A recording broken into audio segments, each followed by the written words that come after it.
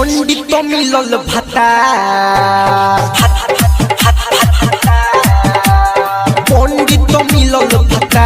किलहंगे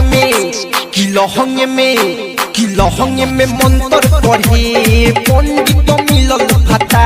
किलहंगे में मंत्र पढ़े होखेनी जब हम बेमार हम गला जंतर भरे होखेनी जब हम बेमार हम गला जंतर भरे पंडित मिलल भातार किलहंगे में मंत्र पढ़े पंडित मिलल भातार किलहंगे में मंत्र पढ़े ओम